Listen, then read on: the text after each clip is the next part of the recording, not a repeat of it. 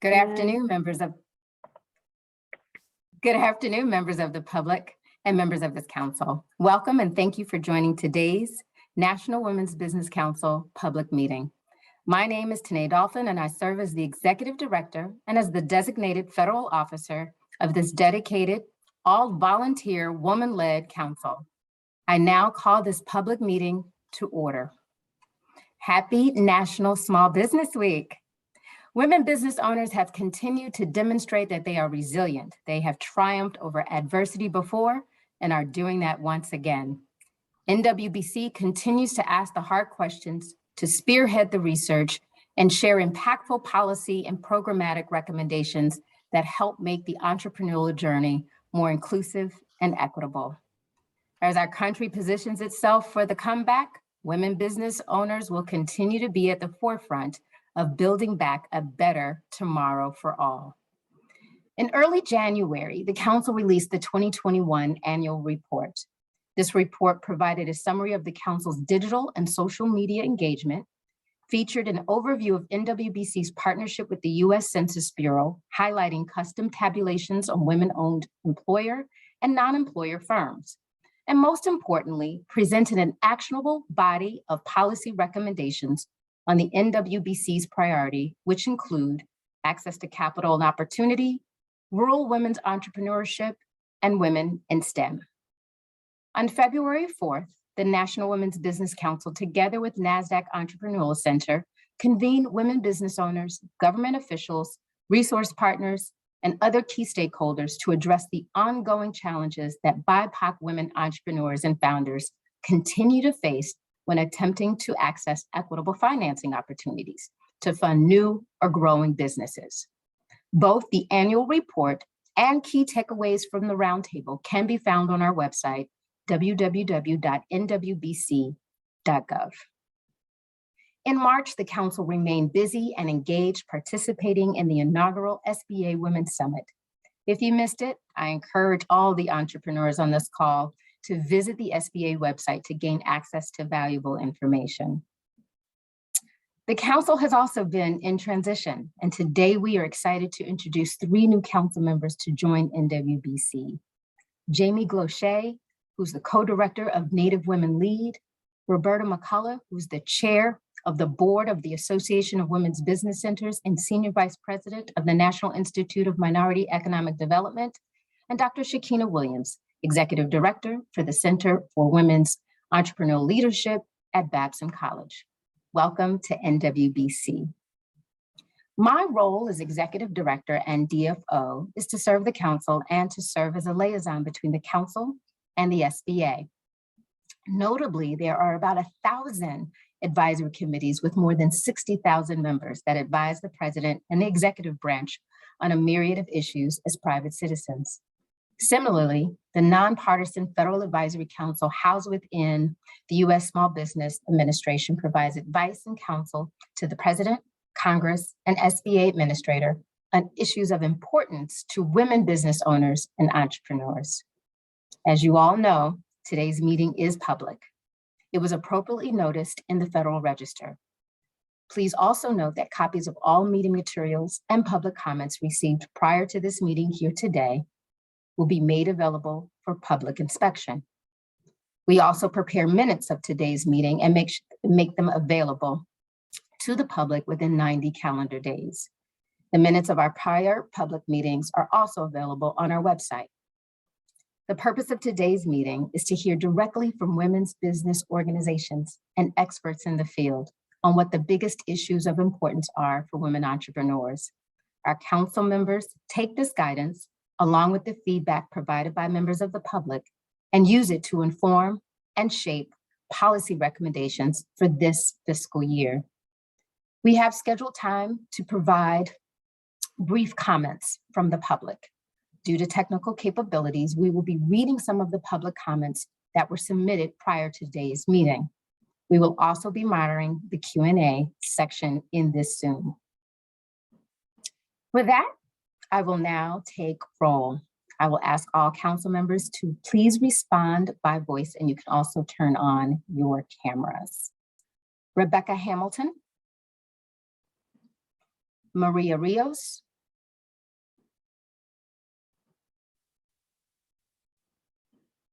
believe Maria is here. Maria? Hi, yes. Good morning, everyone. Glad to Good be here. morning. Thank you. Pleasure. Roberta McCullough?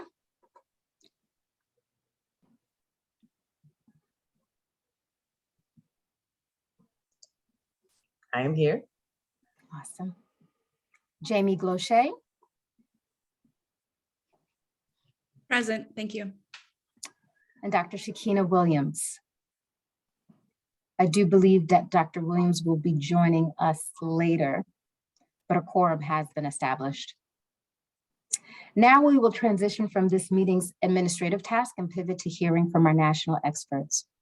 We will begin with a brief video to help set the stage for today's insightful conversation.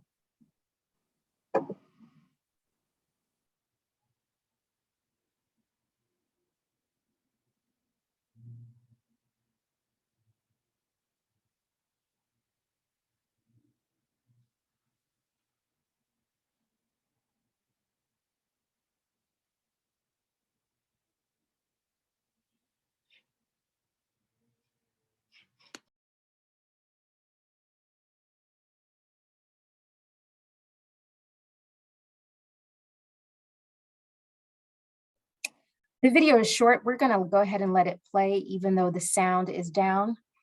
The great thing about this video is that it really is the facts that are presented that are primary importance. The background is really just music. It does make it nice.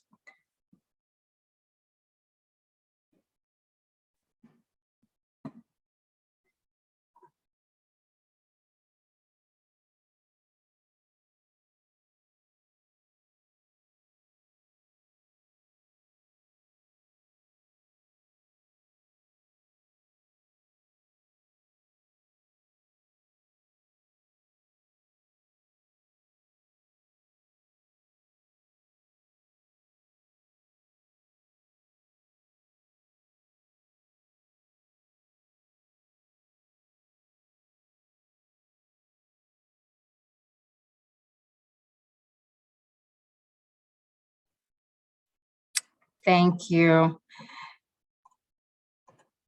And it wouldn't be a Zoom meeting without some technical difficulties. So if that is all we have, we'll take it. So thank you for bearing with us. And I hope that you were able to gather some of that data. We will have more data later on in this meeting. But right now I have the pleasure of introducing my colleague, Sandra Pedrarias. Sandra serves as NWBC Senior Policy Advisor. In this role, she is charged with leading the development of the Council's annual body of policy recommendations. Sandra brings to the Council more than 15 years of policy, strategic communications, and federal government affairs experience, including at the Federal Trade Commission, U.S. Treasury Department, and the U.S. Department of State. Sandra?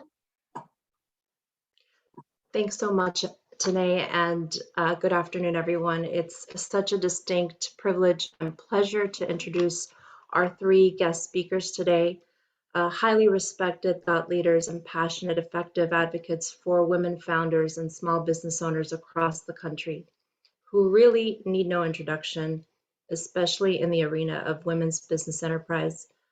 Our presenters today, representing three national and truly historic women's business organizations, include Women Impacting Public Policy, WIP, the Women's Business Enterprise National Council, WeBank, and the National Association of Women Business Owners, NABO. Now, before I move on to the introductions, I will just very quickly share three overarching questions or issues that each speaker will present on today. Their insight on the following is invaluable for our council members' deliberations and final development of this year's policy recommendations, as Tanae has already mentioned. First, each will share their organization's mission and key initiatives that help support women small business owners, solopreneurs, or those with employees. They will also share their organization's current policy priorities and legislative priorities. And finally, they will delve into what specific issue or issues must be addressed to truly ensure greater equity and inclusion of more women founders, including women of color, and in particular, with respect to increasing access to capital, contracting opportunities, and actual awards. So, without further ado, allow me to introduce our speakers in succession, and then we will begin with the first presentation. Joining us today is Candace Waterman, the President and CEO of Women Impacting Public Policy. With over 35 years of experience spanning across both the private and public sector, she has owned 3 successful companies in the medical, real estate, and hospitality industries, and worked as an executive for the Ambulatory Services Division of a hospital system in Michigan, overseeing OBGYN, hematology, radiology, and oncology operations. In her current role, she heads the leading national nonpartisan policy organization on Capitol Hill for women in business.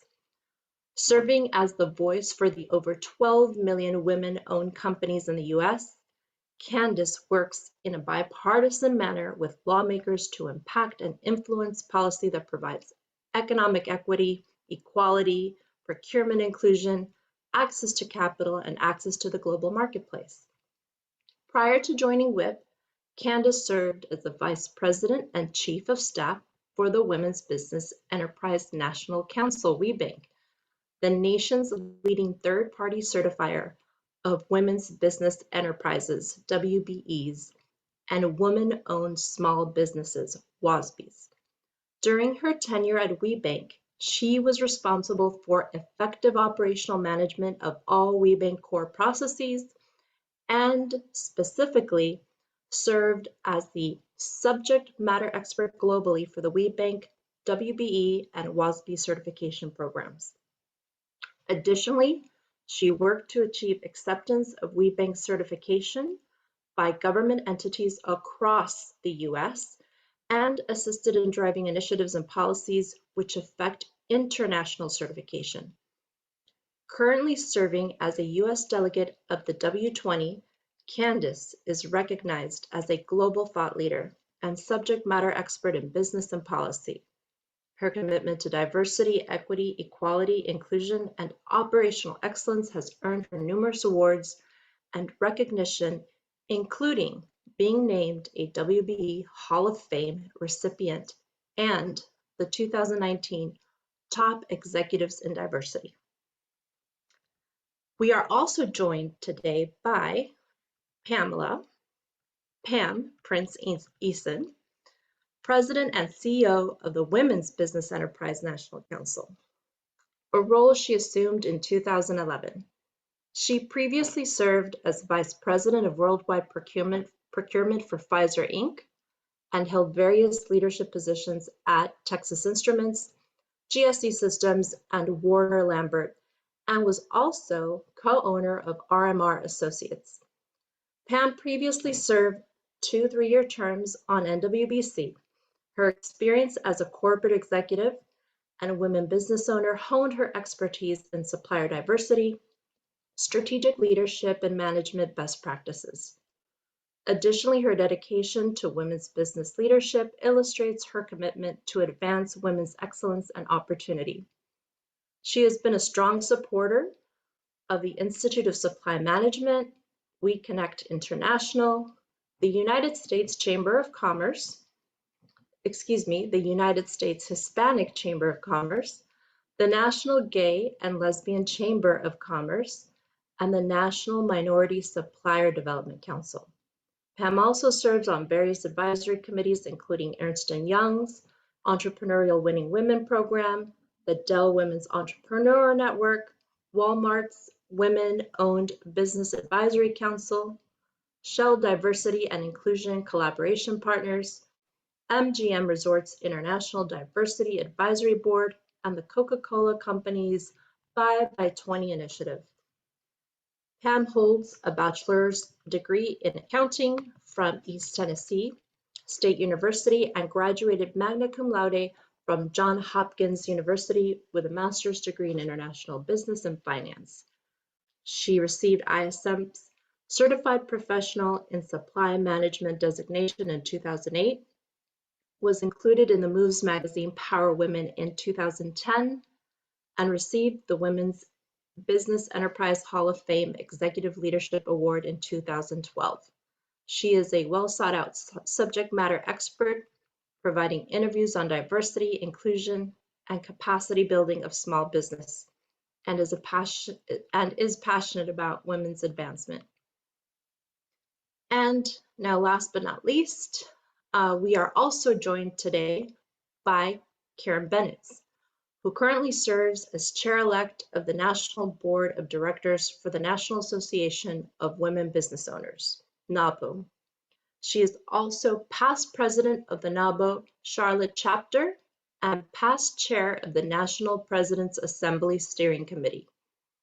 Karen is also the founder and owner of Little Red Bird, a brand development and strategic creative services firm that helps companies discover and express their brand voices through strategic creative communications. Little Red Bird uncovers what's unique and authentic about a brand, then conveys it in a meaningful way to form new connections with customers. With that, I hand the dais over to you, Candace. Please begin.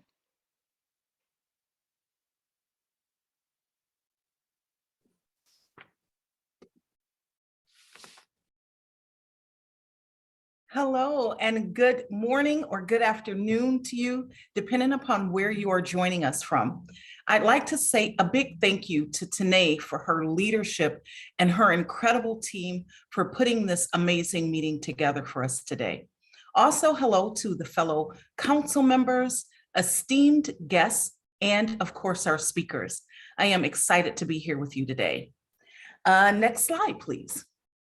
I am going to go through a number of things with you today during my time. I'll provide a quick overview of WIP's history, if you will, certainly our policy priorities, talk to you about the intersectionality of business and policy, and of course, provide you information on how to engage with WIP. From an overarching perspective, WIP is 21 years old, and we are the national nonpartisan organization on Capitol Hill for women in business, representing the over 12.9 million women-owned businesses to ensure that you not only have a seat at the table, but you have your voice at that table and that you understand your voice at that table. We have a special niche where we really work with women government contractors. And so as we talk about our organization as a whole, next slide, please, I like to summarize us as ACE, A-C-E. The A is advocacy. It is the cornerstone of who we are. The C is our community and the commitment that we have to each other. That is women business owners, our strategic partner organizations, like some of those that you heard today, our corporate partners and agency partners. All together, we create an ecosystem of success to ensure that each of us is successful and have sustainable businesses. And the E, of course, is education. If we are on the Hill advocating for women in business to have a place in the procurement space, then certainly we want to provide the tools, resources, and information needed for capacity expansion. Next slide, please. Now, I'd like to talk to you about our policy priorities. The first is in creating equality, equity, and parity for women-owned small businesses in federal contracting. Great known fact, or sometimes a little known fact, WIP was very instrumental in working over 2 decades to ensure that there is a WOSB federal contracting program available for women in business. We want to ensure that you have a seat at the table through procurement, because we know that is where real sustainability occurs for our businesses. You know, it took us 2 decades to ensure that we have a formal program, and I am excited to say that we were able to have discussions, impact those discussions, and have influence in the infrastructure program that has increased the 5% goal to 7% for women-owned small businesses that will be done over a phased approach. You know, you cannot talk about creating parity in federal contracting without having the conversation around increase in access to capital. We all know the numbers.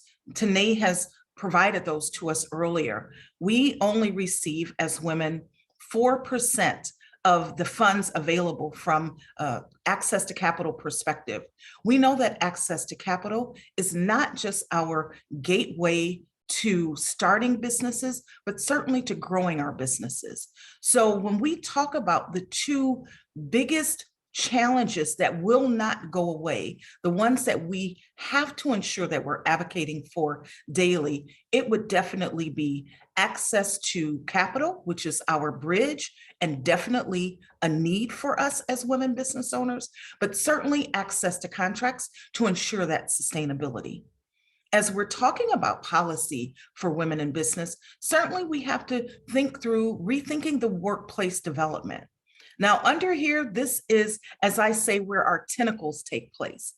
We are talking healthcare, child tax credits, the gig economy, all of those layers that really impact women-owned businesses across the country as they are employing their team members, providing health benefits. So we want to ensure at the end of the day that the playing field is level for women in business from a 360 perspective.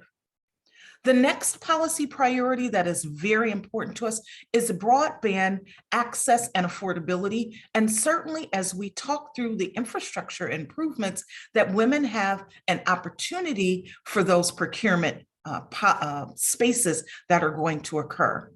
Now, you know, COVID taught us many things, but the first and foremost, I think, is the world is flat, and that we need access to each other. So broadband access and affordability is critically important to our women business owners in all corners of the country, including the rural areas.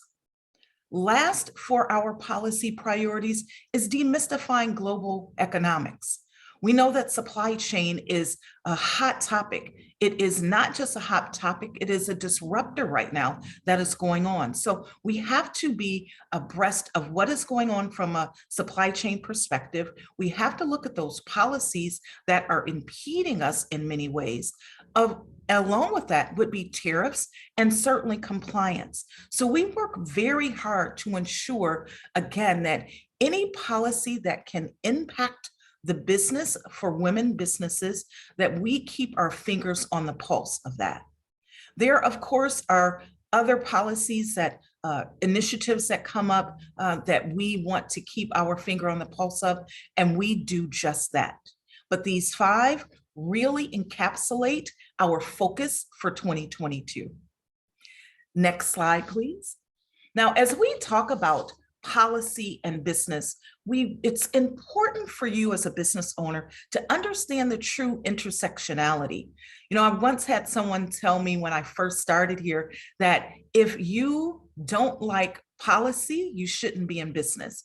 And I would have to agree with them to a certain degree on that, because policy that is enacted every day impacts the way that you do business.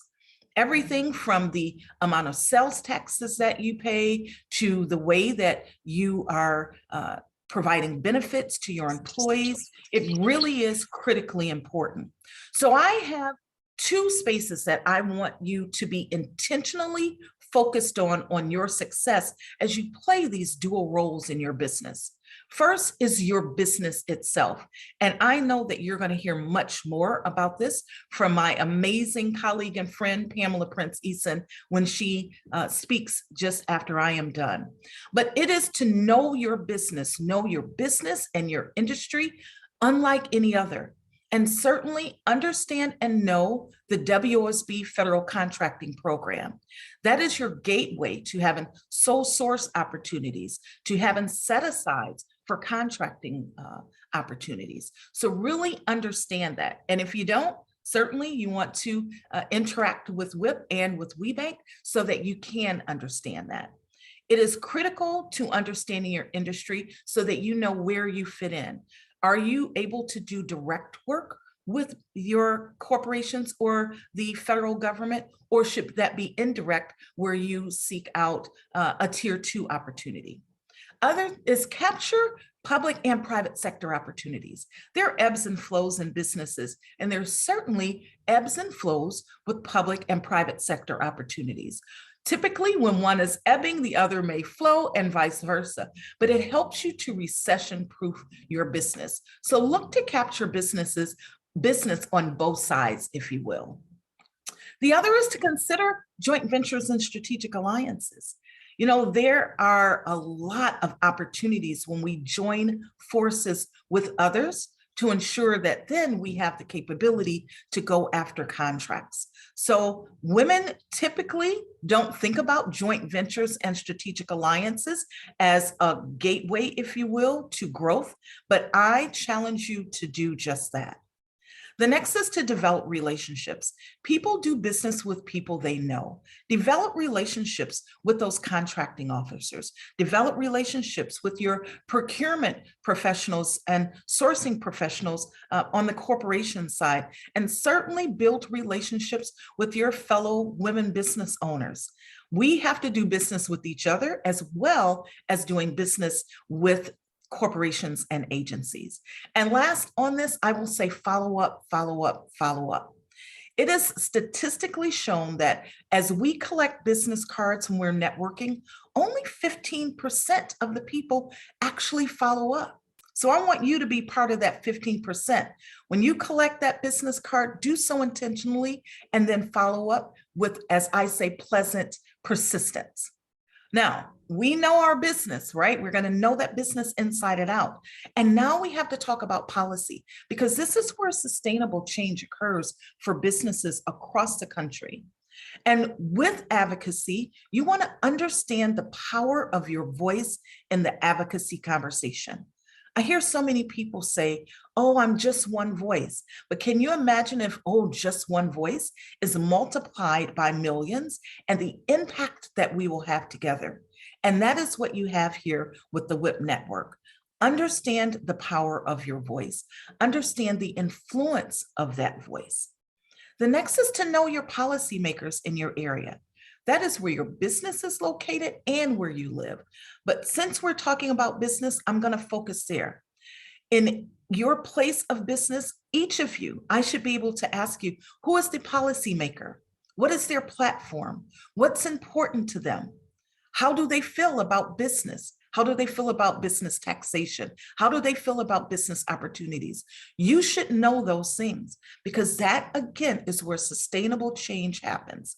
And I want you to think about it from a top-down, bottom-up approach, from the federal level down, and then from your state or city level up. So if we are advocating top-down, bottom-up, we are going to ensure that we have policies in place so that we can make certain that the playing field is level for you as women-owned businesses. The next is to be engaged. Write, call, meet, spend time at your policymaker's office. Go meet with them. The way that they know how to help businesses is to have real life information and understand the challenges that you are experiencing, but also tell them where they've done things right. If they've made policy, supported policy that has assisted your businesses in being successful, let them know that as well. Let them know both the challenges and the successes of their hard work. And remember, they work for you as a taxpayer. The next is, just as in your business, in advocacy, relationships are everything. Get to know not just your policymaker, but get to know their teams. They have brilliant minds that work for them that often are really tasked with certain portfolios. You have someone that has the women's business portfolio, someone who has the minority portfolio, someone who has the disabled or the veterans portfolio. Get to know the person that is managing the portfolio for you as a woman business owner, and also from an industry perspective, because they do portfolio oversight from that perspective as well. Get to know them, build those relationships, because they have the ear of the policymaker on those times when you can't be there. And last, as I've said earlier, follow up. Follow up is so important. And remember, when you are meeting with them, when you are following up, tell your personal story, but also make certain that you are carrying your fellow women business owners in that industry on your shoulders as you talk about the challenges and successes within your industry. Follow-up is critically important to our success overall. I know that you're going to hear from other speakers today who are my colleagues who we work very closely together with. And I want to say that based on your life cycle in your business, what your goals are, we invite you to be connected with WIP. Join your voice with ours. Next slide, please. We have upcoming events that we want you to take part of and certainly invite your friends to.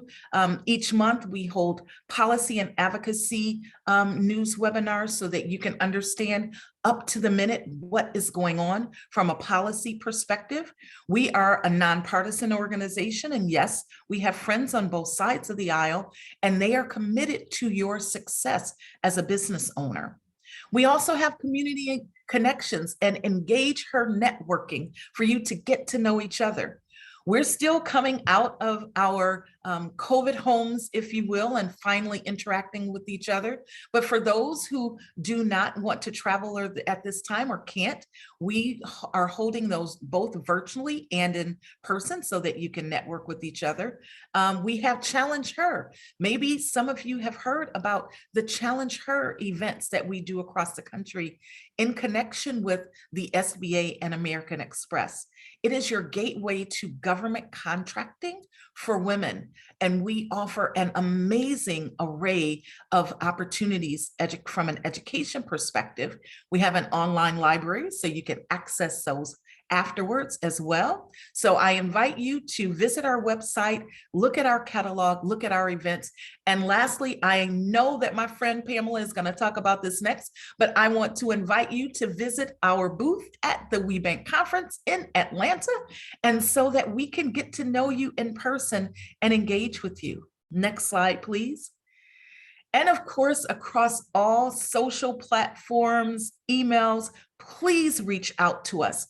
I know that this provides you a glimpse of what we do, but please know that we are your voice on Capitol Hill for women in business. We are your community of experts who are committed to your success. We are your ecosystem of success. And certainly we are your education gateway. I want to thank you for your time, and thank you again to Tanae and her team. Happy National Small Business Week, and don't forget to join your voice with ours here at WIP.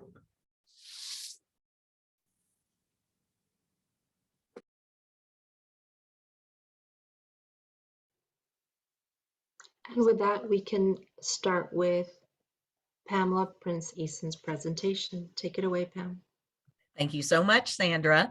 This is Pamela Prince Eason. I am the president and CEO of WeBank, which you heard earlier is the Women's Business Enterprise National Council. It is my tremendous honor to follow Candace Waterman in this discussion. Much of what she shared with you, you'll hear me reiterating here, starting with the fact that we believe in joining forces to succeed together. So while WeBank is a 501c3 focused on the mission I'm going to talk to you about, that's the business piece you heard Candace talking about. Our advocacy is done through WIP. So when you are a certified woman-owned business with WeBank, you have a basic membership in WIP, and we encourage you to take your voice and be very involved there. So I'm excited to share with you the story of WeBank and how we can be beneficial to you.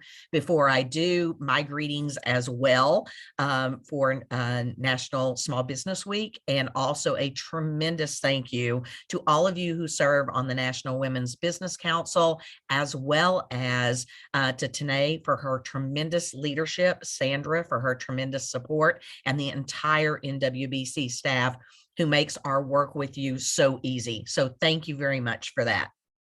Okay, let's move on and talk a little bit. You heard Candace talk about your dual role with business and with advocacy. So let me do a deep dive into business for you as she did with advocacy. A little bit of an overview of WeBank. This is our 25th anniversary year. So I hope that if you are not already engaged with us, you will become engaged with us. Our mission is to fuel economic growth globally through access to opportunities. We identify, certify, and facilitate development of women-owned businesses, and we make those connections in both the corporate marketplace as well as in the public sector. So when you hear us talk about the certifications we offer, we have a WBE certification that is primarily used in the corporate world, and we have a WOSB certification for the Small Business Administration, which you heard referenced earlier, which is our connection to trying to promote growth of women-owned businesses in the supply chain with the government. So that mission is a lofty one. We love it. We love everything that we do about it. And we love our partnership with WIP to impact the advocacy that's needed to make these businesses run effectively. So as you heard Candace talk about her ACE platform, which was advocacy, community, and education, we have a core platform. And our core platform is around certification, it's around opportunities, it's around resources, and it's around engagement. And we believe this core platform is what is core to ensuring that we grow your business in the best possible ways and provide the right support structure for that. So I'll be diving into what core means as we go through all of this. But as you did hear me mention, we do certification of both WBE as well as WOSB for the federal government. Our opportunities are focused on both corporate America as well as the federal government. The resources we provide are immense in trying to ensure that we are developing you, and that at times you need help surviving, we can help with surviving, but also with growing and with thriving. And then engagement is really the key. As Candace said, use your voice when it comes to advocacy. I say be very engaged, whether it's on the business side or whether it's on the advocacy side. It is very important that people know who you are, that you're using that voice, and it's a strong encouragement that you'll receive from all of us who are here talking with you today. We currently have 18,000 small businesses that are certified as women-owned businesses. We are the largest certifier of women-owned businesses on both the corporate side as well as on the WOSB side. And we take that role very, very much to heart in ensuring that we're helping you to not only be seen, but given opportunity and providing the resources you need to be effective. We have over 400, as a matter of fact, right now we have 487 corporate members, which are members who are corporations out there that are very much committed to changing what their landscape looks like. There's various reasons for why they've done that. Some of them are required to because they do government business, but more of them are doing it because it is a tremendous business imperative. And so we are excited about having these corporate members. Again, the growth of this over the last year has been immense. We have close to 200 new corporations stepping in with great opportunities, with great resources, and engaging with you. So we're super excited about what we can provide to you and the growth of this platform. But we don't do that alone. We obviously do that in partnership with WIP, which is our national partner organization, the one national partner that we have. Internationally, we do that with WeConnect, who many of you have heard. That's our international arm. And then we have 14 regional partner organizations that exist across the United States to be the on-the-ground support for each and every one of you, again, delivering on that certification, opportunity, resources, and engagement. So throughout the course of any year, you have the opportunity to have over 700 interactions with us, and you can pick and choose from what we offer to ensure that it's what you need in order to have us meet you where you are. Let's go on to the next slide. Okay, a little bit about the network, just in case you're not familiar with us. Again, I shared that there are these 14 regional partners. The stars that you see on here are where the headquarters for each of these RPOs are located. And we do have satellite offices in a number of different areas in order to cover our territory. But we have full coverage of events, both in person and virtually throughout the United States. So again, that opportunity for over 700 interactions. And as Candace mentioned to you, we're finally going back to an in-person activity. We will be having our national conference in Atlanta, June 7th through 9th. And I hope that you can join us there. It's going to be an amazing experience. The interactions will occur. You can learn more about how to make your certification successful. There'll be many opportunities for engaging on opportunities that corporations have. Our corporations are working diligently right now to tell you what will be available over the next 12 to 18 months. So we are super excited about that. And we're working with Candace, who will be speaking on several things from a government perspective. We've also reached out to the NWBC, hoping to have their involvement as well. And we have several government officials who have asked to be involved with this. So you should see a great cross-section of support from both the federal government and corporate America in participating in this activity. You can find all of that information at our website, which is webank.org. So WBENC.org. Let's move on to the next slide. Okay, let's talk a little bit about brand. Brand is important. We want people to hear you, but we want you to know we want them to know who you are as well. So we have two brand icons I want to make you aware of so that when you are anywhere and you see these, you know what they are. First of all, we have a WBE seal, which you see here on the left, and it's really best if you're using it for proposals, for business cards, to place on your website, anything that you're doing from a B2B perspective. And many of our 18,000 women-owned businesses are doing this, and it is making the attention to women-owned businesses stand out even more strongly as these RFP responses circulate throughout the corporations who are evaluating different types of business. And it's one form of a way to show that you are a certified woman-owned business. You're certified by the best organization out there, which is WeBank. And it is creating an understanding throughout corporations and throughout the government of just who WeBank is, but who you are and the tremendous support that you have there. The women-owned logo is something that started up about 6 years ago, and it was really a commercial activity. We wanted to make sure that consumers knew that if you have see a product who has this women-owned seal on it, really think about how important it is to support women-owned businesses and know that when you see this, this is a bona fide woman-owned business out there, 51% owned, operated, and controlled or more, and someone that you want to take special attention to support. So those are the two brands that I really want to make you aware of, because the more you see these and the more you notice and share these, the more it uplifts all women. We'll move on to the next slide. Okay, let's talk about some of those opportunities and the programs that are available to you. And I'm going to pause here for a moment before I go into these to share with you that I do want to share the platforms that we focus on at WeBank from an advocacy perspective are done through WIP. So when you heard Candace talk to the 5 areas that are the important advocacy areas for women right now, those are the exact same areas that we push forward and we try to implement solutions for. So let me remind you of a few of hers, which was increase to access to capital. Women-owned businesses need many more opportunities. You're going to hear from Aji later to talk about the statistics and just how atrocious it is as far as access to capital for our women. And that is one of our #1 platforms.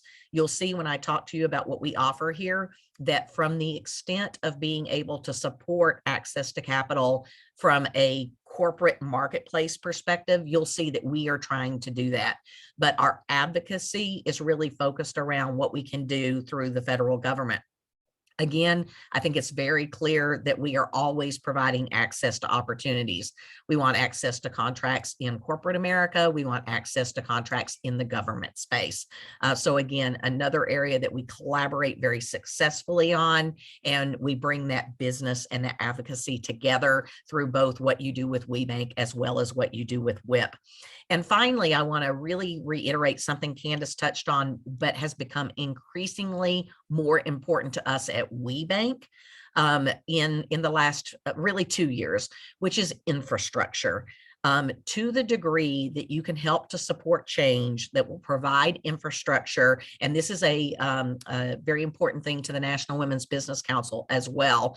For our rural, it's the hardest word for me to say, and I came out of rural America, but in the rural space, it is tremendously difficult to have great internet connection and to take advantage of the parity that internet access gives to you. And so I love technology. I love that it exists out there, but we've got to make sure that every corner of America has access to the best possible communication technology that there is, because that is very key to parity. So you'll see that in a number of the activities that we are doing, we're also increasing our work in that infrastructure type world. The other thing I want to do a call out on is really around women of color. So I mentioned to you, we have 18,000 women-owned businesses. About 7,800 of those are certified as WOSB as well. And approximately 35% of our women are actually Black businesses, with about 40% of women being women of color. And so our organization is very much focused on the fact that we must create parity for every type of women-owned business that is out there. And the programs I'm about to cover with you, these are brought forward in order to create that parity. And so think of us as implementing these business practices within the real corporate and government world. And as advocacy occurs and it makes these changes, we are trying to bring to the forefront, along with the SBA, the programs that can help make each of those legislative items successful. So I'll just touch on a few because we don't have a long time, but I want to let you know that executive education has been very important to WeBank since the beginning 25 years ago.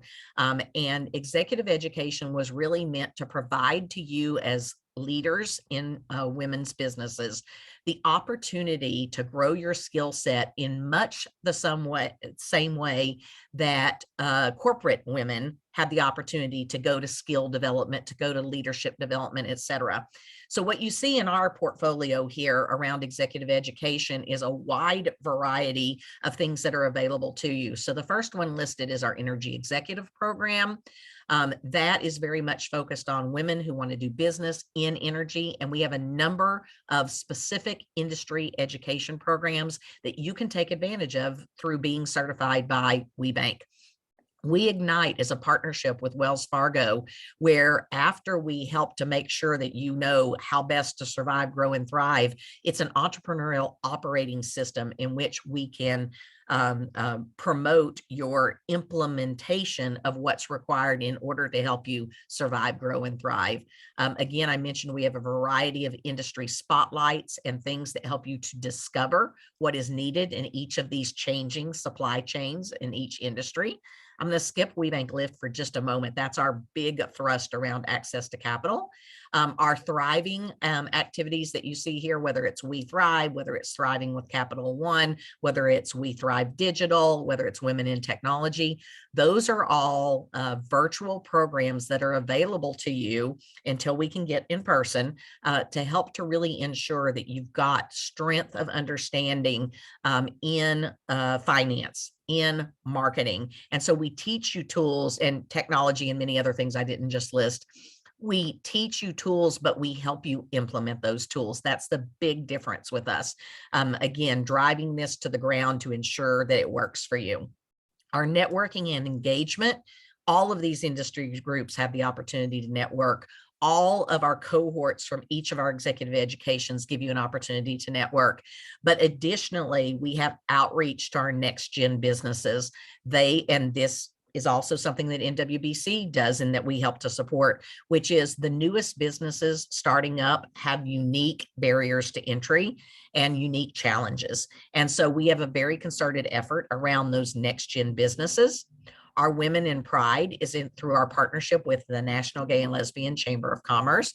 And it is in fact, a focus on our women who are gay, lesbian, transgender, who want to be very active and to solve the problems that they face through identifying as a woman. We're so proud of that work and our joint work with NGLCC. Next is our Women of Color initiative. That obviously is a big portion of our organization. And through the work that we do there, we are taking a very specific action to ensure that the unique challenges for our women of color are looked at specifically for our Black women, for our Indian women, for our Hispanic women, et cetera. So each of those breakdowns, we ensure that not only we address women of color in general, which is important, but more specifically, the unique challenges faced by each group. And then we have a very specific outreach into retail so that we can take that brand identity that you saw and get our logo on every single product that's out there so that you can make a consumer decision to support women-owned businesses. We are very focused on our current women's certified businesses going through WeBank pitch training, ensuring that pitches exist, and also making sure that we have grants available so that we don't dilute any ownership, but we reward the great successes. In some years, that might be around how they pivoted their business. In other years, it might be around innovation. And so we always have tremendous pitch activities going on. Additionally, we have tremendous outreach and training of collegiate women through our collegiate accelerator. So I wanted you to see the variety, and I'll go back to the one that I left out on purpose, which helps to transition and cover a little bit more of our advocacy work and our work to support kind of key pillars of change needed. Our WeBank Lift Center helps with learning, with integration, with funding, and with thriving businesses with mentorship. And that is something we have stood up over the last 2.5 years, just barely started it before COVID. And we're so grateful that we have the support of most of your large banking organizations, as well as several other corporations to do things like provide grants to help people understand how to work with the banks that we're working with the SBA in order to provide PPP loans, ensuring that mentorship exists for the long term. And so look for more information about the WeBank Lift organization. It is a very substantial part of what we're doing to not only certify you and not only help you with that access to contracts and those opportunities, but also to address the key barrier of access to capital. If we move on to the next slide.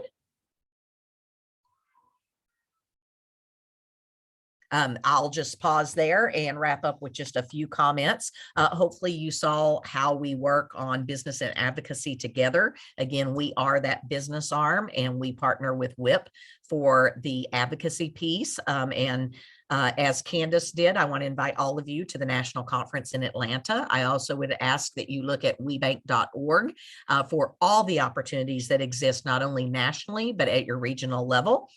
If you have any questions at all, I'll enter my email address. It's peason@webank.org so that you can all reach me.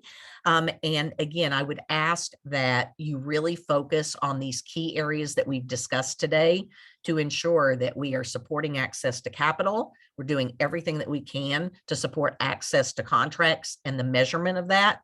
And the one thing I would ask all of you to do with your voice is to ensure transparency. The way we're going to drive the changes that are truly needed is through asking for transparency. So when you hear that there's 5% support for women, let's ask what that is in the way of support for white women, for women in pride, for our Black women, for our Hispanic women, for our Native American women. Let's make sure that we tell them that it's important to support all women. So again, focus on transparency is the last word I have there.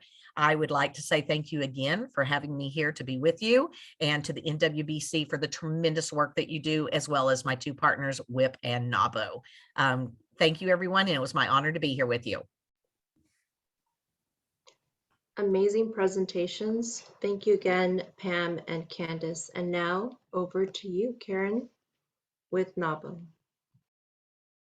Hey, good afternoon. Thank you so much. Thank you, first of all, to the National Women's Business Council for inviting NABO to participate in the meeting today. It's truly an honor to be a part of this conversation along with these other amazing organizations represented by Pam and Candace. And as you can hear, there's a lot of similarities between our organizations, and we are all very firm believers in working collaboratively and using all of our voices to support the establishment and the growth of all women-owned businesses. So a little bit about NABO. I'll give you a little bit of an overview of the organization, talk about a few of our programs, and then we can get into some questions. And I would absolutely encourage you all to check us out a little bit in more detail at nabo.org. So NABO is a national organization with a local presence in over 50 cities across the US, and we're a member of and contributor to, or with several different global organizations such as MXMA and FCEM. So our vision and our mission, we are here to propel women entrepreneurs into economic, social, and political spheres of power worldwide. And this is how we like to go about doing that. Strengthening the wealth creating capacity of our members, promoting economic development within the entrepreneurial community, creating innovative and effective change in the business culture, building strategic alliances, coalitions, and affiliations like those we're seeing today, and transforming public policy and influencing opinion makers. And supporting women entrepreneurs at every stage of growth and type of business and size of business is what's really important to our organization and what we build our programs and our initiatives around. And just a couple of those examples range from our Launch Right program, which is a program we're working on with our partner at Wells Fargo. It's a startup program for women who are exiting the workforce in rural regions. And I agree with you, Pam, that's kind of a tough word, and marginalized socioeconomic communities. One other program reaches kind of the other end of the spectrum, which is our NABO Circle. And that is a customized program for women business owners who own businesses with revenues over $1 million. And then there's our next gen programs, which we've designed specifically for our youngest entrepreneurs. And then of course we have weekly national webinars, training programs, lots of opportunities for our business owners to connect, support, network with each other, work with each other across the United States. And our local chapters hold meetings within their regions and within their cities. And of course, we hold our National Women's Business Conference in the fall every year, coming up this October in Louisville. And then, of course, there are our advocacy days, which are coming up in the beginning of June in DC this year. So a couple of the initiatives and the focuses of the organization that we feel the most passionate about. The first one that I'd like to mention is diversity. And our diversity statement, what we really believe in and what matters to our members and our partners and other organizations that we work with in principle and in practice. And that's important to us. We value and seek a diverse and inclusive membership. We seek full participation in the organization by all business owners who support our mission to empower women entrepreneurs, regardless of race, religion, age, sexual orientation, national origin, or disability. Our goal is to effectively represent the full diversity of the women business owner community and to equitably expand access to leadership opportunities across the full spectrum of our membership. There's a lot in here, and we've taken a lot of time to craft this and recraft it and edit it over the last several years as needs evolve and our needs of our members have evolved. And you can see the commitment that we have here across a lot of NABO's different programs, from the speakers that we choose for conferences to the DEIB training that we've done and continue to do for all our leaders. We hold candid conversations every month, open forum sessions, and specific programs that we partner with other organizations on to offer specifically to women of color. Next, I want to talk a little bit about advocacy, which is especially a big deal for us right now because our advocacy days are coming up in DC in just a couple of weeks. And what's interesting about advocacy for NABO, if you don't know our history, this is where our roots are. So starting in 1975, we helped create and pass HR 5050. So that one's kind of an important one for us. And today we are very proud to be a bipartisan organization who works to advance legislation, helping with access to capital issues, grant programs, and other legislation that's really important, both for the startup and the creation, as well as the growth and maintenance of our women business owners. And you can see our mission here. We advocate on their behalf, regardless of political affiliation. Understanding, as the other organizations you've just heard from do, that it's critical for us to be able to form relationships with and work across both sides of the aisle for the most impact and where we can affect the most change for our members and for all women entrepreneurs across the US.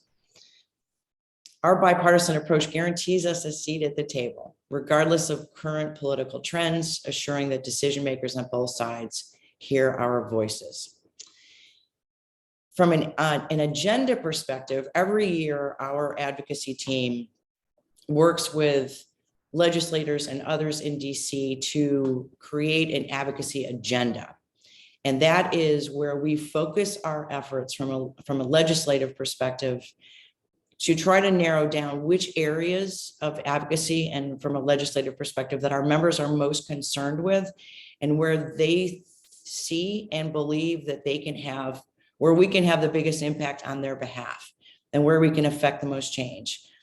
And also in ways that reflect what's happening from a legislative perspective that we see coming up for the next year. And this year's agenda was four key areas. The first was addressing the needs of the micro business and encouraging emerging entrepreneurs. The second is the hiring squeeze. I think we're all a little familiar with that one. Third, implementation of the Bipartisan Infrastructure Act, broadband expansion, which is something that Pam just mentioned as well. And fourth, accessing capital through increased financial literacy education.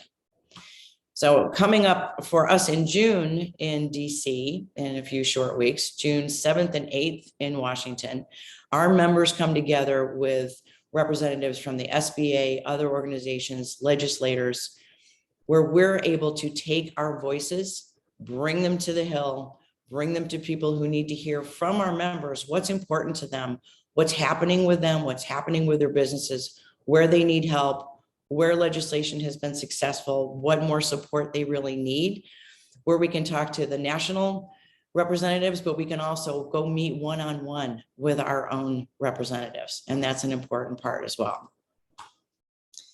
Then one of the things that we were asked to do today was to talk about what's next. And I think specifically it said, what's next after HR 5050?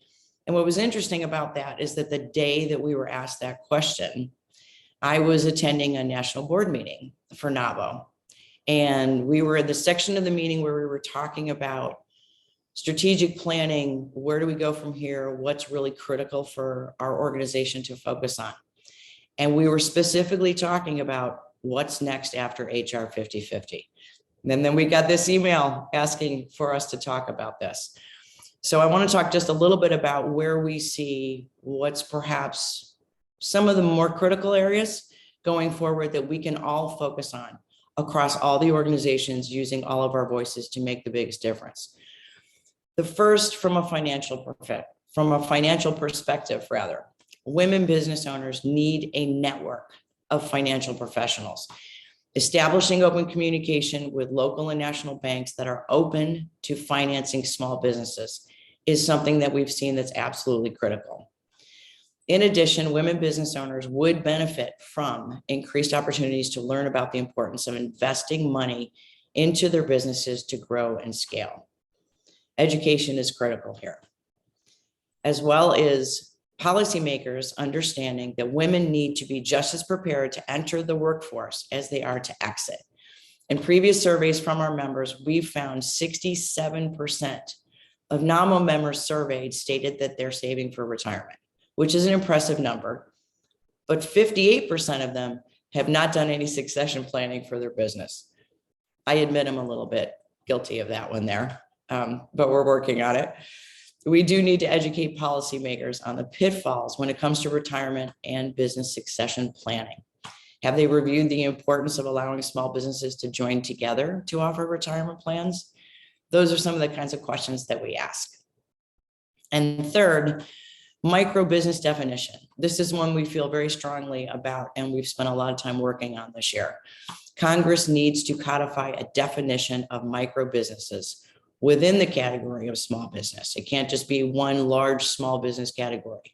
And it needs to be used by all federal agencies to better support access to capital and procurement opportunities. So these are a couple of areas that NABO focuses on, especially some of the areas that we hear from our members and from our partners that are most important to them, where they think we can help have the biggest impact in their lives, in the lives of all women business owners, whether they're members of NABO or not, and working collaboratively with our other partner organizations like we've gotten to hear from today. And if you want to read a little bit more about our legislative priorities or some of the other program areas that we're working on for specific target audiences, NABO.org is a good place to start.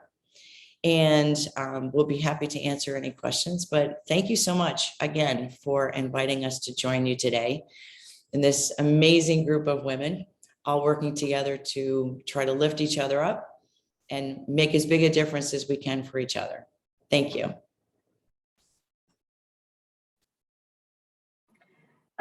Thank you, Karen, Pam, Candace. I knew that it was going to be some amazing information shared, but you just are never ready for the kind of synergy that happens when we all get together.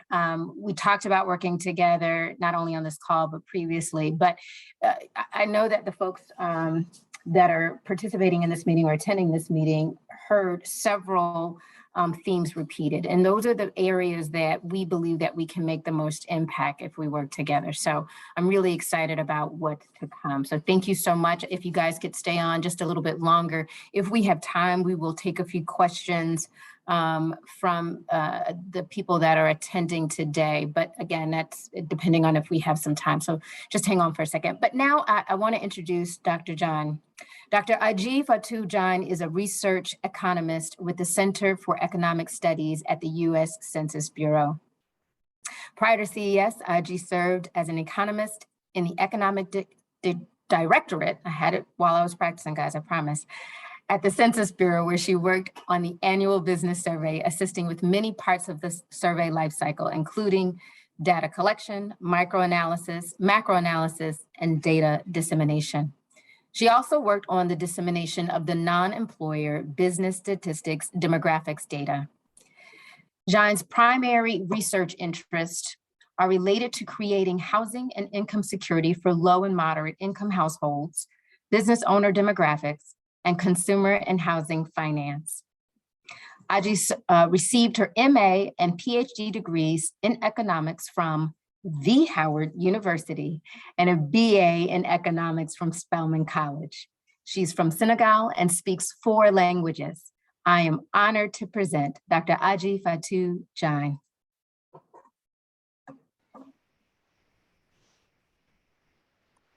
Hello, thank you. Thank you, everyone. Hello, and thanks, Tanae. Thank you for that warm introduction.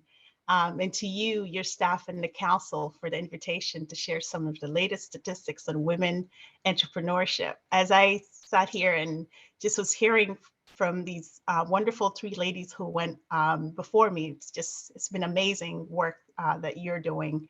And it connects so well with what I'm going to be talking about here today. As Tanae has indicated, I am an economist with the U.S. Census Bureau. Just want to lay out that comments made in this presentation are my own and do not necessarily reflect the views of the U.S. Census Bureau. As many, if not all of you can attest to, entrepreneurship is significantly important to the economy because it is responsible for job creation, economic vitality, and new products and services. High growth entrepreneurs in particular drive productivity and living standards. Women contribute substantially to entrepreneurship in the United States. Next slide, please. In 2019, there were 5.7 million employer businesses where women owned 20.9% of these. This is compared to 41.0% of non-employer firms. Example, your massage therapists and your consultants. These non-employer firms accounted for about 23.2% of revenues, while those with employees only generated 5% of total sales. So we can see where we need some advocacy. Women-owned businesses tend to be smaller and generate less receipts compared to their male counterparts. For example, about 20.5% of women-owned employer businesses had sales of $1 million or more, compared to 30.7% for the men. Now, let's look at the differences between employer and non-employer businesses by race and ethnicity on the next slide. On the left-hand side, I have the 2019 women employer businesses, while on the right-hand side, I have the 2018 employer and non-employer ones combined. As we can see, employer businesses are more likely to be non-Hispanic white and Asian owned, with 75.4% and 13.8% employer businesses, respectively, versus 64.6% and 7.9% non-employer ones, respectively. Hispanic and Black or African American women-owned businesses tend to not have paid employees. We can see that 14.5% are Hispanic non-employer owned businesses, and 12.7% are African American or Black, versus 7.4% and 3.6% for employers. On the next slide, I display the industries that make up the most in women-owned businesses. So I'd like to highlight a few here and make some connections later on to why these industry concentrations are so important. We have women-owned businesses mostly in the healthcare and social assistance. So your home health care, your daycares at 14.5%. Professional, scientific, and technical services, so your lawyers and your accountants, account for 14.3%. But only about 3.3% are in the accommodation and food services industries, your hotels and your caterers. These industries are particularly important when discussing, the impact of the pandemic on women entrepreneurship. The Department of Labor released a report last week documenting several ways in which women were impacted. For example, women were overrepresented in industries that experienced the pandemic's worst job losses due to industry and occupational segregation. Women made up 74.8% of workers in education and health services in 2019, but represented the lion's share of these job losses in that sector at 78.8%. On the next slide, with respect to businesses recently released, we have some recently released numbers from the 2021 Annual Business Survey on the impact of the pandemic, which shows that 38.3% of women-owned businesses said that total sales decreased significantly. This is compared to 31.3% of the men-owned ones. Meanwhile, 18.3% of women-owned businesses said there were little to no change in sales versus 22.3% of men-owned. Now, these are preliminary numbers, and so the final release will be available later this year. Next slide, please. In terms of access to capital, in which the ladies previously have mentioned that we have a dire need in intervention there. We see that 62.3% of women expressed to have sought financing to meet operating industries versus 54.6% for men. So this is during the pandemic. More men, 32.6%, expressed to have searched for financing to expand business, pursue new opportunities, or acquire business assets compared to 26.3% of women-owned businesses. These figures are in line with previous research, finding that women sort of seed capital to expand businesses less compared to men. Despite their size and revenues, women entrepreneurship's growth potential is significant. On the next slide, I compare these growth rates among employer firms. And compared to men, employer women-owned businesses grew 16.7% versus 5.2% between 2012 and 2019, while receipts grew at an exponential rate of 51.9% versus 34.2%. Women employed 9.4 million workers in 2019. Between 2012 and 2019, the number of workers grew 28.0%, compared to 11% for men. Meanwhile, the total female adult population grew 6.1% compared to 6.4% for men during this time. So this is just to compare what is going on with women-owned businesses and their impact in the total population. A couple of things worth mentioning with regards to supporting diversity, equity, and inclusion are one, that women's access to capital is important for social welfare, as well as the economy, and that entrepreneurship plays a vital role in creating opportunity for millions of Americans. For example, business ownership can provide additional employment opportunities. And as I mentioned earlier with the DOL report, references to the current administration's commitment to increase women's access to capital, among other efforts to address industry occupational segregation, are noted in that report. And two, although we have little reliable data on inventor demographics, a 2020 USPTO report revealed a gender gap showing that only 12.8% of all inventor patentees are women.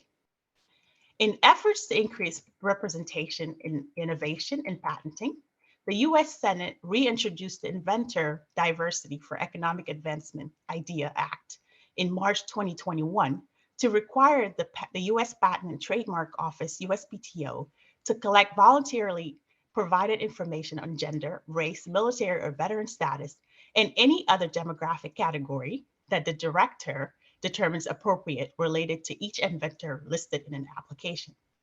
These data could guide USPTO and the federal government in learning more about inventor diversity or lack thereof and address it through several ways. During last month's Women's Entrepreneurship Symposium that both Tanae and I participated in, USPTO's chief economist, Andy Toole, mentioned steps in reducing patent financing costs and patent examination time for applicants. These were particularly important, as he noted, and that increasing access to these, excuse me, my train is going by, some train is going by. So just to sort of conclude there is that the future is bright looking at these growth rates for women employer businesses. And there's just listening in today, it seems like a lot of work is being done and this is all important. So thank you.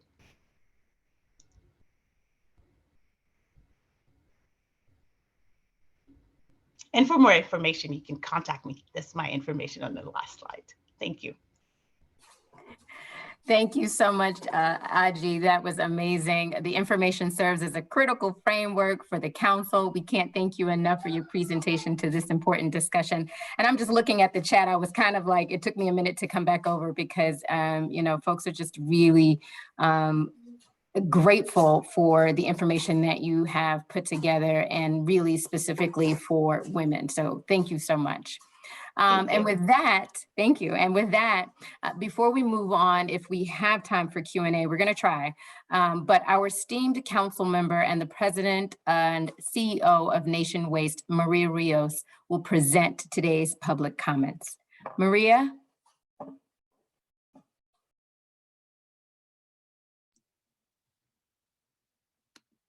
Hello everyone. Good afternoon. Well, thank you, Tenny, for that introduction, and fellow council members, and thank you again to our guest presenters for all the great information shared during today's public meeting. Now, we will share a few comments from members of the public who have graciously taken time to submit their thoughts and questions. I share on the Federal Register notice. We will present just a few. The first comment submitted to the National Women Business Council. The first couple of questions and comments address a similar concern and come from Clara Pasuete, and I'm sorry if I mispronounce your name, business owner of the Simple Value and entrepreneur, Ara Forte from Country Sales. Ara's comments read as follows. Greetings. Thanks for this wonderful info. I am looking into how to get funding and help my small business. Any help is greatly appreciated. And Clara's comment and questions read as follows. Regarding small business funding for women business owners with no capital or credit, how can women get ahead without starting capital or federal state support? Well, thank you, Clara and Ara, for your comments and questions. Equitable financing issues are a top priority for this council, and we remain laser focused on how to ensure we level the playing field for more women founders and business owners. That said, for women business owners just starting out, please be aware that a good place to start might be the SBA's microloan program, which provides $50,000 or less to help a business startup or even expand and grow it.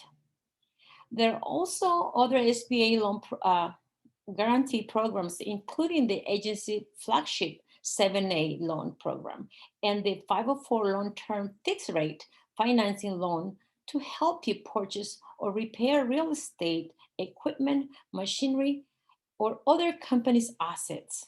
There are even loans for exporters and on the SBA Lenders Match tool to help you connect to potential SBA-backed lenders. All that information is available at www.sba.gov. The next comment comes from Leslie Aaron from Pleasant Renewal.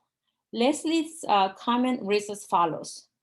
Women need vacation time because they are often juggling 2 jobs, family, life, and entrepreneurial opportunities or career outside the home. Placing value on women sends a positive message. Absolutely, Leslie. Generally speaking, women entrepreneurs do tend to handle so much, juggling both business and domestic concerns. In fact, the onset on the pandemic reveals long-standing inequities and imbalances, not only in terms of lack of equitable access to capital, but also lack of affordable and reliable access to child or other home care options. There is certainly an imbalance in domestic responsibilities that creates a significant barrier to entrepreneurship and costs women more in terms of accessing capital, opportunities for contracting and building wealth, as well as in terms of self-care and both personal and professional development. In recent years, the Council has explored how lack of access to affordable and reliable childcare, especially in childcare desert, has created a barrier to entrepreneurship. This year, we have also started exploring how lack of paid family and medical leave options for both workers and women entrepreneurs creates barriers to small business and overall economic growth. So I will agree that placing value on female talent, time, and potential does send a positive message, but impactful policy change can also help grow American small businesses and our whole national economy. And I, for one, look forward to looking with my fellow council members to bring this sort of change about. Thank you very much for that comment. The final question comes from Harmi Nali, and again, apologies for the pronunciation, president of Bangwanti Management. Again, Harmi writes, I am a minority small business woman running gas stations in a male-dominated field. Need some help with resources and to build my own confidence. That is incredible, Harvey. Congratulations. I understand you very well, and I feel you. I built a business from the ground up in a male-dominated industry, and I understand just how challenging that can be. I currently serve as the president and CEO of Nation Waste, and I'm proud to share that NWI is a fully certified multi-million-dollar female Hispanic-owned waste removal company in the United States history, and one of the largest minority-owned companies in the state of Texas. And we are fully certified commercial disposal company specializing in construction demolition, commercial, industrial, non-hazardous waste removal, portable toilet recycling services, and now waste to energy. But I don't have to tell you, this takes a lot of work, dedication, and also reaching out to help from others, from mentors, also resources providers like SBA's resource partners that are there to provide or direct you to a technical assistant, and government nonprofit entrepreneurial training, as well as financing resources. One good place to start is by accessing SBA's Accent platform, a free learning platform for women entrepreneurs. The Accent platform is divided into major topics called journeys, developed by experts in women entrepreneurship.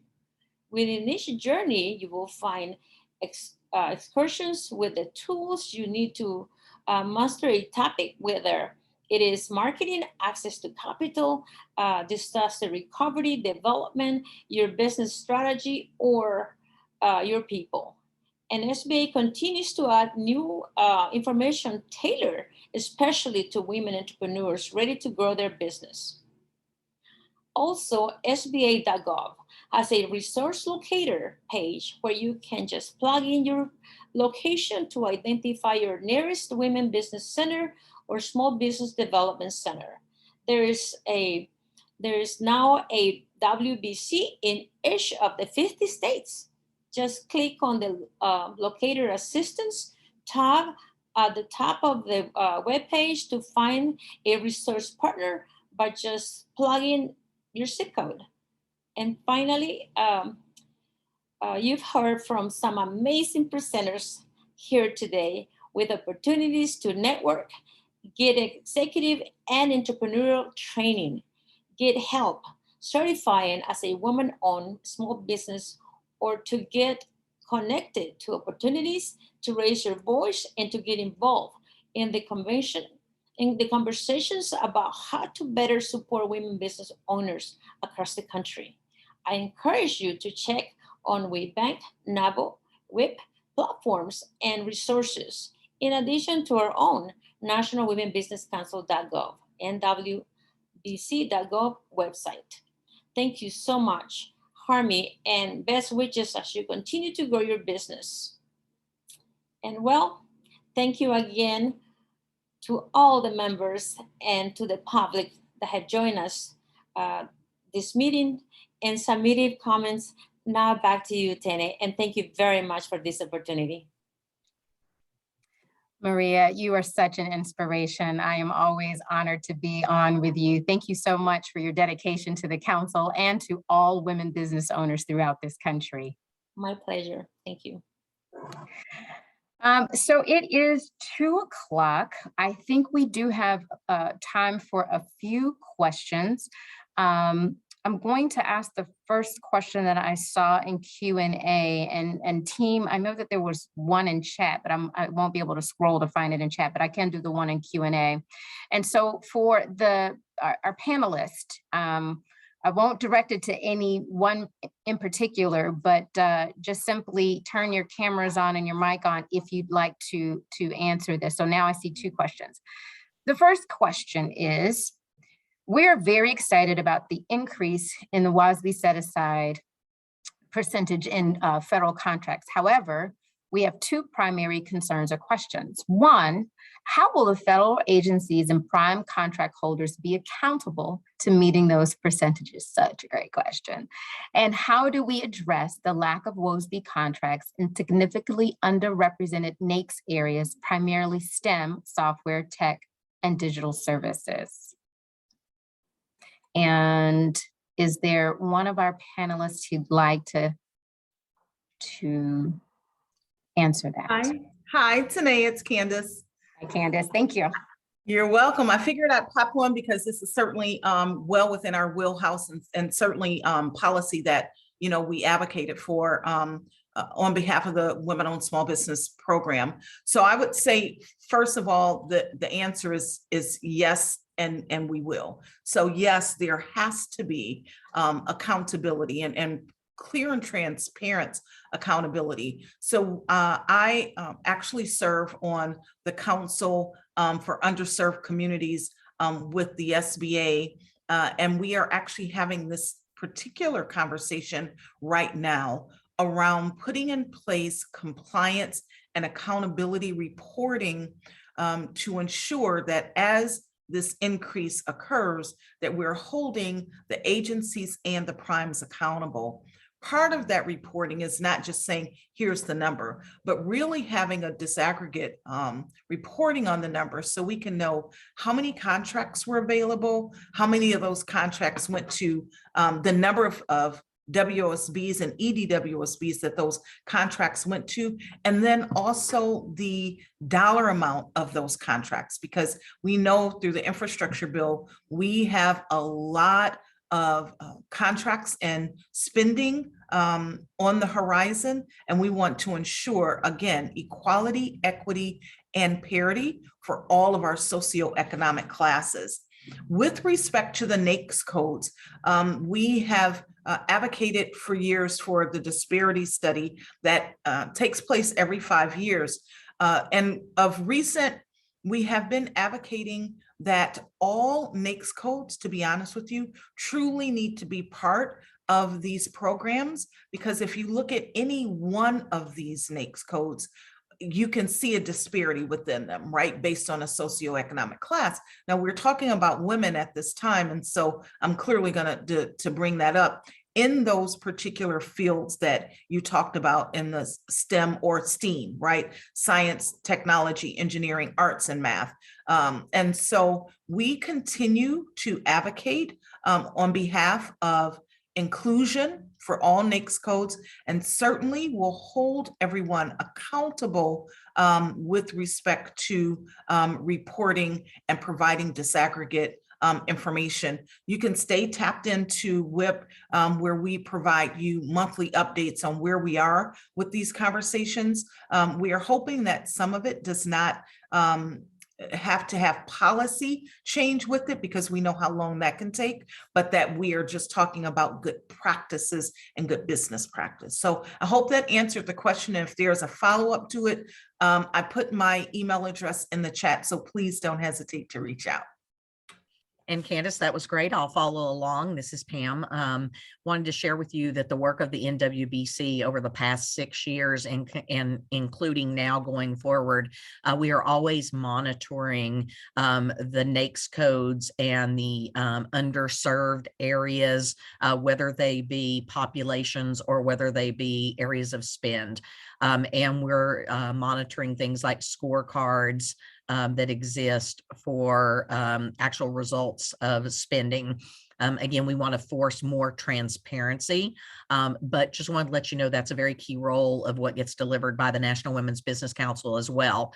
So on the policy front, definitely do all the support through WIP that you can do. But additionally recognize that there's great research, reporting, and data collection being done by the National Women's Business Council. I was about to say, all of this is music to my ears. Thank you so much, Candace and Pam, for sharing.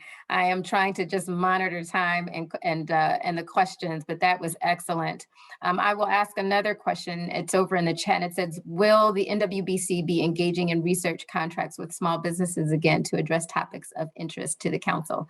Yes, we will. That's real simple. Yes, we will. We are excited about conducting research. We are building, our recommendations on data and research, whether it's research that we, connect to, or research that we partner with ourselves, and we'd like to do both. And so, yes, that is a yes. Let me go find another question.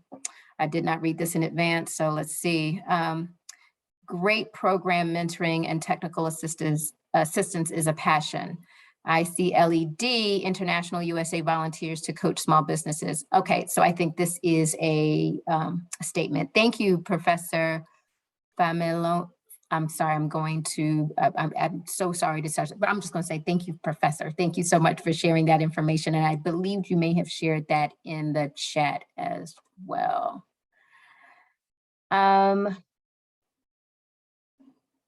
I think the other question that was shared is, what else are we leaving out, particularly considering the post-pandemic realities and a shift to leveraging digital platforms, e-commerce, and global markets? So I think one of the themes across all three organizations was broadband and infrastructure, which connects to this. And I believe that somebody did bring up the global markets. I think it might have been NABO. I'm not sure. Please forgive me. But we just know that, again, the pandemic exacerbated this, increased it, created the need for everybody to jump on an online platform. But what else are we leaving out? Is there anything in particular that we should be considering in terms of pre-policy recommendations?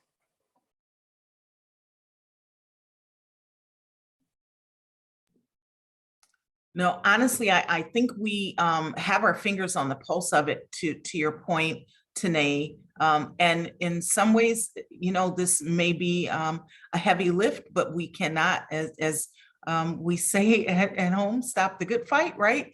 And continue on until I think Pam put it so beautifully, that we have access to broadband to every woman, no matter what corner of the US that she is in. And so again, we know that access to broadband is not just information, but we're talking about e-commerce, right? We're talking about game-changing, sustainable economy here. And so there's something has to be done, and we're going to continue that fight. But from leaving I don't think we've left a stone unturned, to be quite honest. Awesome. Karen. I did have one other thing that I would throw out that we've been paying quite a bit of attention to, and that's helping lawmakers to understand what we're kind of half jokingly referring to as a new age woman worker. And this is about women business owners who could have multiple employees or could just be starting out, and how essential it is for them to note the need for the flexibility to be afforded to business owners and their employees with the 1099 concept, as opposed to W-2 status, where both laws and employers can impose restrictions that become barriers to a woman's work-life balance needs. We're looking to help affect some change as far as regulations to allow both concepts to move forward, so that women business owners, and honestly all small business owners, can make the choice of what's the best fit for them and what works best for them, depending on the type of business that they run, the segment that they're in, the area of the country that they're in, and a host of other factors, and just what works for each one of us personally. So that's something that we've spent quite a bit of time talking about lately, even our advocacy, our National Advocacy Committee calls. Interesting to hear people's perspectives on that one, especially. Yeah, we are about to produce a roundtable on paid family medical leave. And so these comments are, of course, always timely. And I will even say today, my son is home because of his allergies, right? In the midst of this pandemic season, I had to keep them home, and the flexibility I needed to also run a public meeting. And so there's a lot to discuss as we continue forward. And so thank you for that. Are there any closing thoughts that you all would like to leave before I begin to wrap up this amazing conversation? And I would just make one comment. I loved when Karen was speaking and she brought up the potential for there to be legislation that allowed the partnership of various women-owned businesses in order to take advantage of things like, retirement, taking care of their employees, those sorts of things. And I think that is definitely a new area that needs a big push. So I just wanted to congratulate her on that and to thank her for sharing that with us and suggest that NWBC look into that as well. Absolutely. I love it. That's the purpose of this meeting, everybody. And Pam knows that all too well. And so for all of, again, the attendees here today, while we are sharing valuable information for you, it is critically important that these areas and issues are raised to the council members so that we can dig in and put them in our annual report and to present them to the president, the SBA administrator, and Congress. And we're doing this together. Our new communications specialist, while this is not a new line, but it is a very important one, we are in this together. And so I want to thank all of you. I want to thank Candace, Pam, and Karen, and Aji, and the whole entire NWBC team, and our esteemed council members for gathering today, for delving into this important conversation. This is not the end, as I always say. This is really just one stop along the way as we really begin to hone in and determine the areas that we're going to dig into this year. Again, thank you to the members of this council for your remarkable advocacy efforts on behalf of women entrepreneurs. Members of the public, thank you for joining today, and be sure to check out our annual report as well as the key takeaways from our previous Access to Capital Roundtable. Please stay tuned to NWBC via our website, newsletter, social media channels. And again, thank you everybody for your remarkable work in this space. And with that, this meeting is adjourned. Have a great one. Okay. Thank you so much. Thank